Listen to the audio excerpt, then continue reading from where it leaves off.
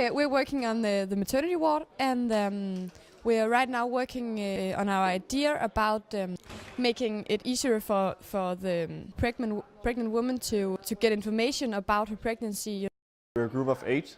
We were 7 yesterday, and I'm very happy about the group. We are working well together, although we don't know each other. We haven't met before this, but we are doing a good job. We come from different studies and different places, and we work really well as a group.